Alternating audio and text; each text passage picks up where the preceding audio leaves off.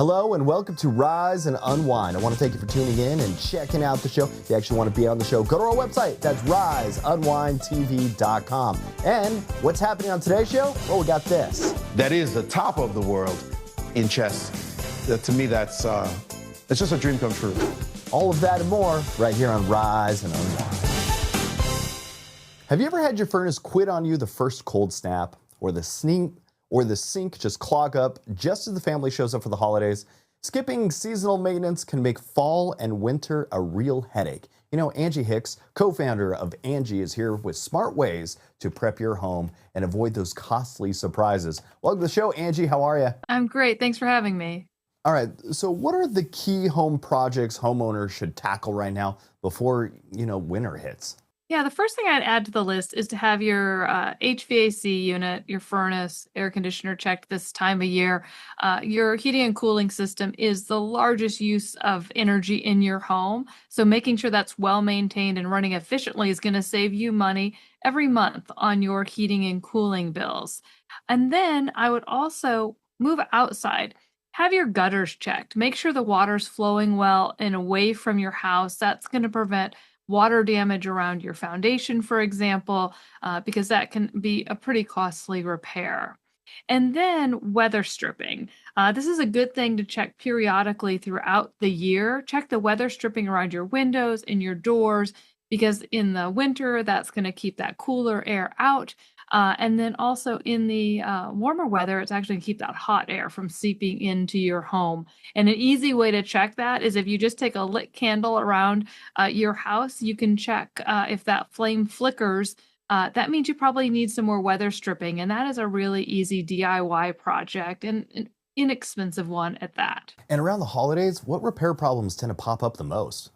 Well, around the holidays, it tends to be plumbing issues. So you're going to have more people visiting, you're going to be cooking more, just using your plumbing more. So one piece of advice is make sure that you are cautious as to what you're putting down the drain. In particular, the number one no-no is grease. We don't want grease going down that kitchen sink drain.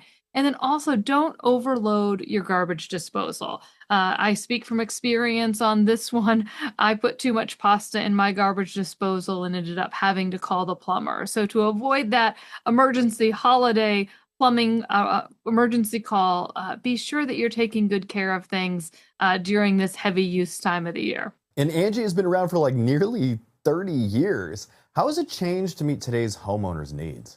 Well, Angie has always been working to make sure that we can help homeowners find good pros to work on their homes.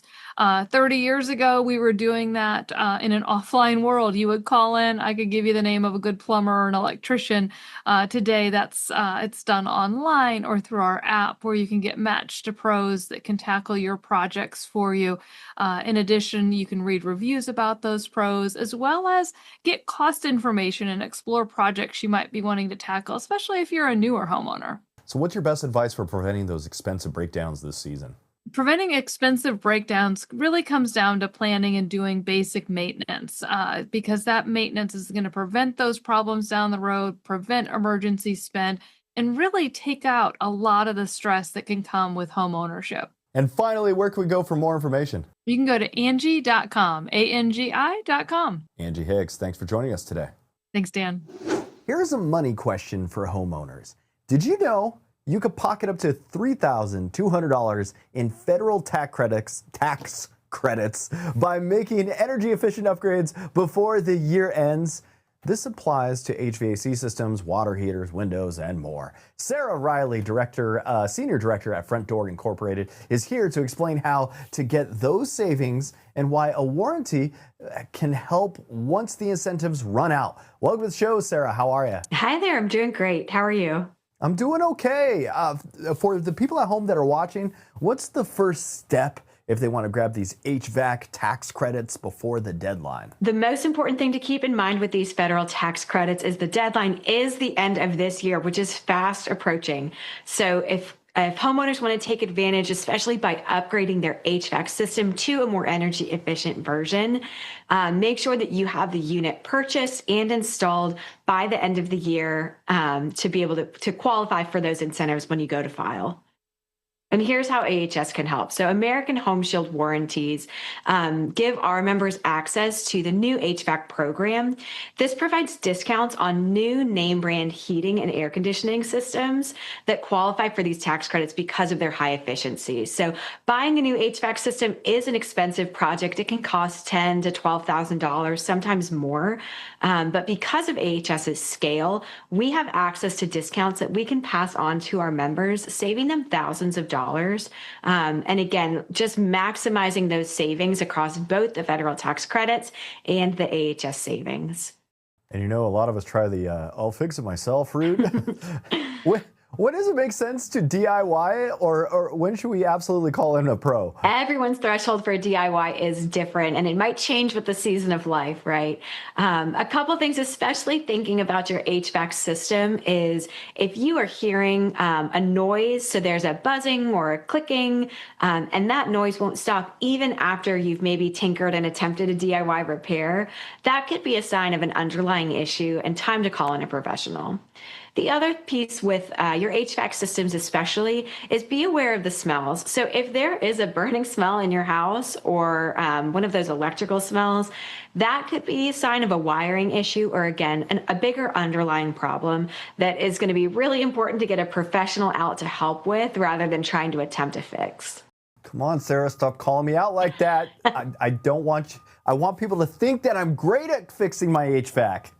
Can you tell me about this video chat tool that you're making it easier for homeowners to get help in real time? Video chat with an expert is all available on our AHS app, and this is a way to help you empower yourself and maybe be great at those HVAC DIYs. So it's very easy for all of our AHS customers with qualifying plans. They can download the app and click to connect with an expert in real time. So these experts have an average of 20 years of experience across HVAC, appliances, plumbing, electrical, even a handyman category for questions outside of those. And they are here to help our customers walk you through live your home repair or maintenance questions. So oftentimes what we see is over those video chats, our customers are able to actually go through a DIY repair and get the problem fixed in real time with the help and guidance of these experts. That's incredible. I like that. Once some of these systems start aging, how does a home warranty save families from these expensive surprises? Yes, unfortunately, home repairs can be expensive. They can be surprising. And things like these federal tax incentives are not always going to be around when your systems need replacing or upgrading or repair. So a home warranty is a yearly protection plan for your home systems and appliances, and it helps to cover the cost of breakdowns that happen due to normal wear and tear. So really a home warranty can help to cover those costs and really balance your budget so that you as a homeowner are not at risk of these huge repair bills that come by surprise because you have that protection of a home warranty. All right, Sarah, where's the best place for people to check out more information? To learn more about home warranties, your coverage options, check out our new HVAC program, and even learn more about video chat with an expert through our app. All of that information is on our website at ahs.com. Sarah, thanks for joining me this morning. Thank you so much. Half of women over 50 will break a bone because of osteoporosis, but most don't even know they have it until it's way too late. With World Osteoporosis Day coming up on October 20th, it's a good time to talk about prevention and early screening. So joining me are orthopedic surgeon Dr. Shannon Carpenter and patient advocate Laura Rink, who's sharing her own experience with the disease. Welcome to the show, you two. How are you? Great. Thanks for having us. Happy to be here. All right, Laura, I just want to start with you. How did you find out you had osteoporosis, and what was that moment like? So my journey started in 2022. And basically, I was a woman in my 50s, physically active, healthy, doing all the things. And my doctor mentioned, hey, let's do a bone scan called a DEXA scan to check your bone density. And I thought, great, we'll do that. I was really, really shocked when the results came back. I was a T-score of negative 4.0. And your viewers may not know what that means. I certainly didn't know what that meant at the time. So I asked my doctor about it. And he said, well, that number would be more typical for a woman in her 90s. not a woman in her 50s. And so that was, a big surprise for me. And what I learned at that moment was osteoporosis is a disease that was weakening my bones and putting me at great risk of fracture. And so I was determined to reverse it. That was my immediate reaction. I'm going to reverse this. I'm going to make better healthy choices and exercise more. And I did that for a whole year, trying to do whatever I could to reverse this disease. Went back, had a follow-up scan, and my bone density had gotten worse. So it had declined. It was at a negative 4.4 at this point in the journey. And, I was disappointed and alarmed. It was really time to have a pretty serious conversation with my doctor, because it was obvious at that point I couldn't do enough by myself to change the progression of this disease. So we started talking about treatments, and we picked the best treatment option for me. I started treatment about a year ago, and just a few weeks ago, I had my follow-up scan, and I have great news. I've built back about 20% in my bone density, so I am now headed in the right direction on this journey. And Dr. Carpenter, for those who don't really understand it, what exactly is osteoporosis and who is most at risk? Yeah, I just want to say thank you to Amgen for partnering to bring this message to your viewers today. But osteoporosis is a disease, like Laura said, that's progressive, and it leads to a loss of strength in your bones. The biggest risk associated with osteoporosis is the risk of fracture, and that can lead to a lack of independence. So this happens most frequently to women around the age of menopause. When the estrogen starts to leave our body, that can cause our bones to weaken. And most people have no idea how common this disease is, but it's actually more responsible for hospitalizations more than heart disease, breast cancer, or stroke, but it doesn't get near the attention that those diseases do. And once somebody's been diagnosed, what are some of the important steps they could do to manage it? It's not like just drink more milk. It's unfortunately not as easy as drinking more milk. But yes, if you have a diagnosis of postmenopausal osteoporosis, the first thing to know is that there's no shame associated with that diagnosis. It's not that you've caused it or done something wrong. But I'm an orthopedic surgeon who specializes in bone health. I'm not Laura's doctor, but I am a doctor who's very interested in this disease process. And there are many doctors out there that you can go talk to. You can start with your primary care doctor. They might send you to a specialist. But there are treatments out there that can help strengthen your bones and prevent fractures. So those can be endocrinologists, rheumatologists, or orthopedic surgeons like myself. While an important healthy lifestyle is good, including calcium and vitamin D supplementation, it's typically not enough to move the needle on the prognosis of your disease if you have postmenopausal osteoporosis. So you want to be proactive, speak to your doctor, get scanned, and be sure you're asking about those treatment options to prevent fractures. And Laura, you've been using your story to kind of help others. What's the biggest message for women that who want to protect their bone health? I would say the biggest message I have is advocate for your own bone health. At around the time of menopause, be ready to have those conversations with your doctors. The good news is we as women do a really good job at advocating for our health. When we think about breast cancer screening, for example, we know about the age that we're supposed to get that mammogram. We have no issue talking to our friends about mammograms. We even buddy up and go to our mammograms together. We need to look at bone density scans in the same exact way as a mammogram. It is a tool that provides us really good information about our bone health. And I think that, what I would say to women is demand the scan. It's really important to talk to your doctor. It's important to get that scan. It's important to stay ahead of this disease. You don't want to wait until you have a fracture to get this diagnosis. Life becomes much more difficult at that point. I watched my own mother and my grandmother, who both had osteoporosis, suffer a broken hip. And at that point, they lost their independence, their mobility, and they really did lose joy in life because they were unable to do some of the things they wanted to do. So I think my biggest takeaway is let's come together and help each other to stay ahead of this disease. Talk to your doctor, get a scan. All right. And finally, where can viewers go to get more information or find resources about osteoporosis? I'm glad you asked that. There's a really great website with excellent information about osteoporosis, and it's pretty easy to remember, buildingyourbones.com. Laura, Dr. Carpenter, thanks you too for joining me today. Thank you so much. Thank you. Have a great day. Tennis is having a serious moment right now. More than 25 million Americans hit the court last year. That is the most we've ever seen. That's awesome news for players of all ages, since tennis is one of the healthiest sports out there. But with all these new players, there's one problem. We don't have enough coaches to keep up. So joining me to talk about how the USTA is working to fix that is Megan Rose, Managing Director at the USTA Coaching. Welcome to the show, Megan. How are you? I'm great. Good morning. All right, let's start with the big picture. What is this new coaching initiative all about? Yeah, I'm excited to share this morning. USTA Coaching is a new national platform that's been designed to empower, educate, and service tennis coaches across the United States, no matter if you're a parent looking to deliver tennis to your kid for the first time, a high school coach, a part-time volunteer, or all the way up to the full-time teaching professionals.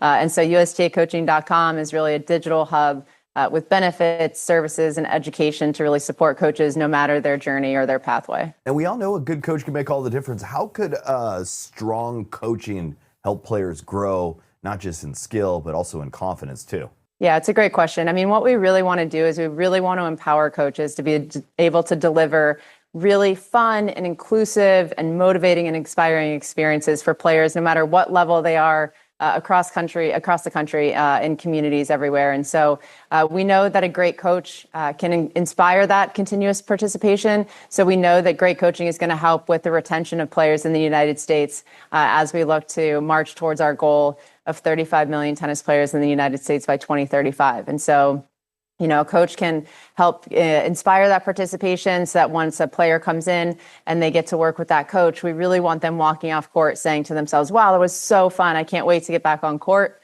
We know tennis is multi-generational. As you mentioned, it's the world's healthiest sport. And so how can we, as the USTA, support tennis coaches to deliver those experiences so that we continue to see full tennis courts across the country? From your perspective, what really makes a great youth coach, both on and off the court? Yeah, so I'm a parent myself. The best coaches that my kids have had are those that really build their confidence, that encourage them, that work with them as an individual. So the way that you coach one kid is certainly not the way that you might coach another kid. And so with USTA Coaching, we're giving coaches those resources and those holistic education offering that will help them no matter what type of player is on their court, no matter what type of youth participant. So this is not necessarily about building the next American champion, although we think that this can help with that too. This is really about just kids leaving the court, running up to their parents and saying, when do I get to come back? And how do you see this program shaping the future of tennis here in the United States? Well, so we know that tennis is booming. So that's the really good news. And so the more participation that we have, we want to make sure that we have the coaches to support that growth. And so as we bring in more coaches and recruit more coaches and retain more coaches in the ecosystem, we know that that will then filter up to all the different types of coaches. So think more high school coaches, more high performance coaches. So as we've seen, American tennis has never been better. We have American champions at the Grand Slams. We're seeing a huge increase in the number of Americans that are moving through the professional ranks. And so we want to make sure that the more coaches that we bring into the ecosystem is just going to help support the participation numbers in the United States. And then again, we'll see healthier communities everywhere. And that's really what this is about. How can we keep people playing tennis across the country and making sure that we have the coaches to support those players? And finally, for anyone out there who loves the game and wants to coach, how do they get started? It's super easy. You can join us at USTAcoaching.com.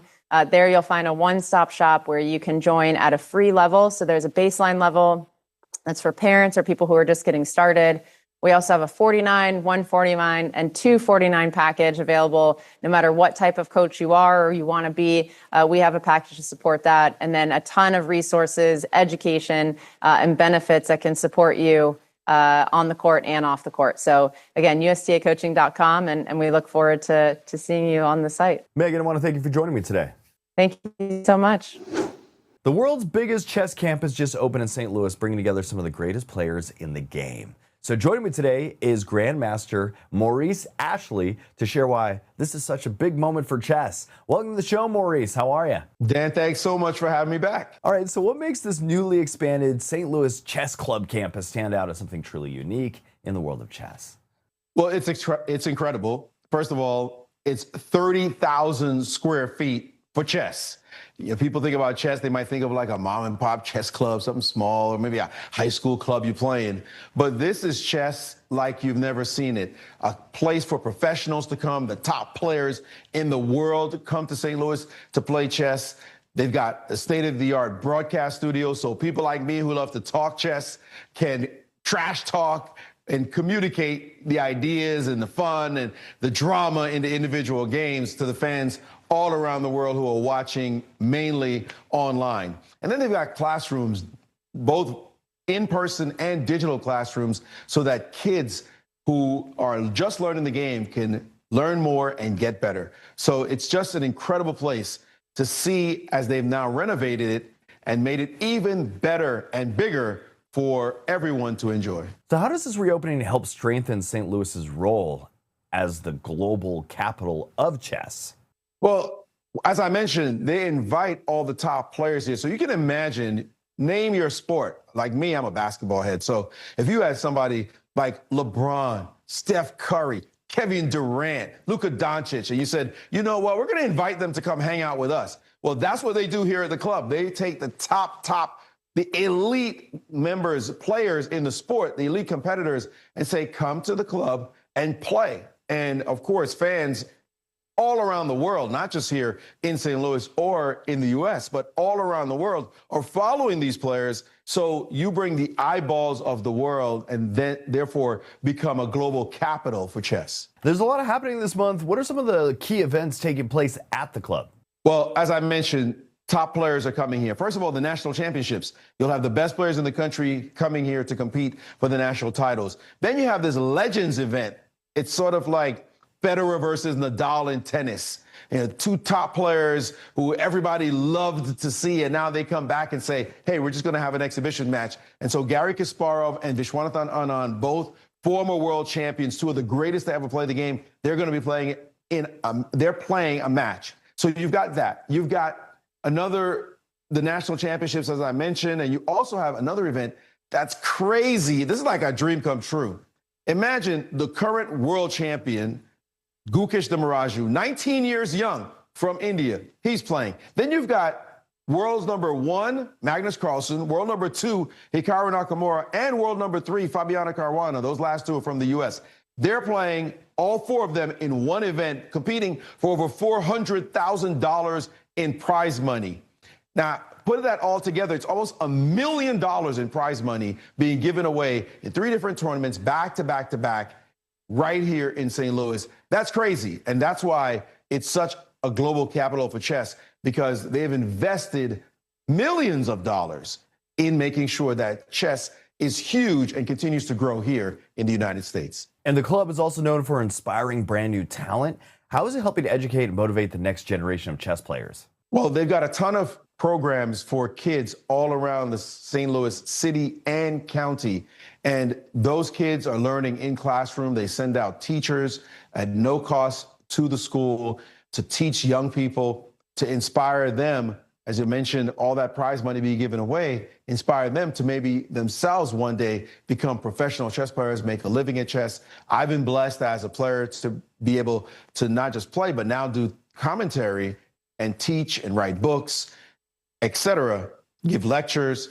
To me, it's just incredible that a kid who grew up in Brooklyn is making a life off this game. And also as a Grandmaster and the first African-American Grandmaster, what does this expansion personally mean to you? Well, as I mentioned, it's been my life. I mean, people say to me, oh, you play chess, that's cute. What do you do for a living? I said, I play chess. Like, that is something you could not have imagined for me growing up in Brooklyn, playing against the hustlers in the parks in Brooklyn, getting my money taken from me by those hustlers. Now I'm getting money given to me for trash talking chess myself. I mean, that's crazy. That's just like, how did this even happen? And the friends that I had back in the day, some who have passed on, people who I really loved and near and dear to my heart, looking down for somewhere saying, man, Maurice, you made it. That you were one of us coming straight out the hood in Brownsville, Brooklyn, where Mike Tyson is from. And now here I am on top of the world in chess, in a place that is the top of the world in chess.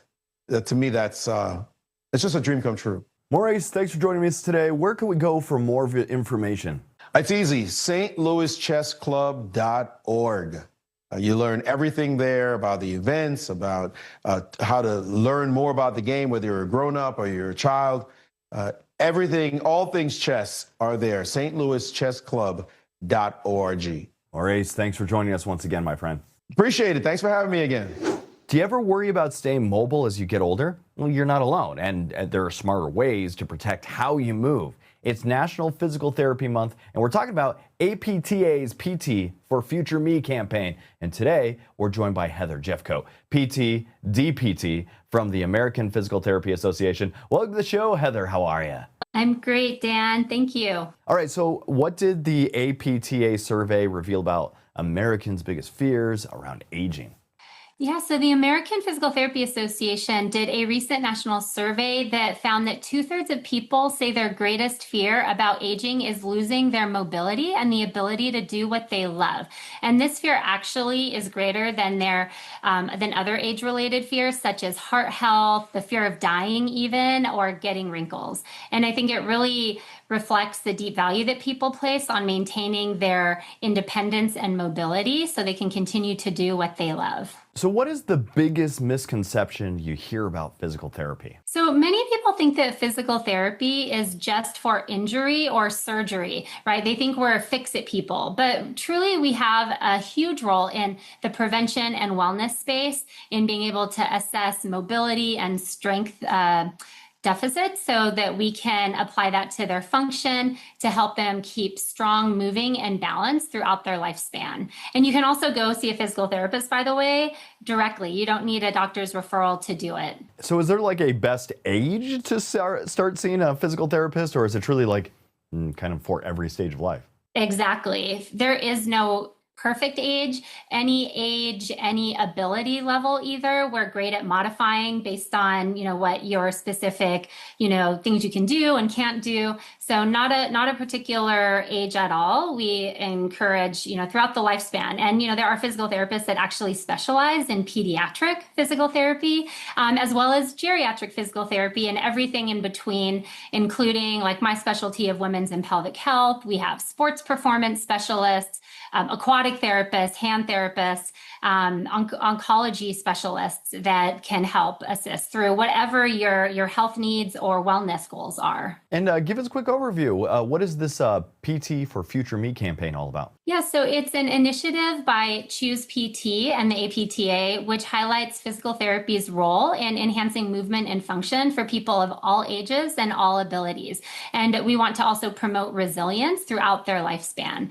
We want people to start thinking about the kind of person that they want to be and what changes can they make today to support that future them tomorrow. Heather, I want to thank you for joining me today. Where can our viewers go for a little more information if they need it? Yes, they can find a provider and more information at choosept.com. Heather, thanks for joining us today. Thank you, Dan. And that's it for Rise Unwind. I want to thank you for tuning in and checking out the show. Go to our website, riseunwindtv.com. Follow us on social media. That's at Rise Unwind. And until next week, that was Rise Unwind.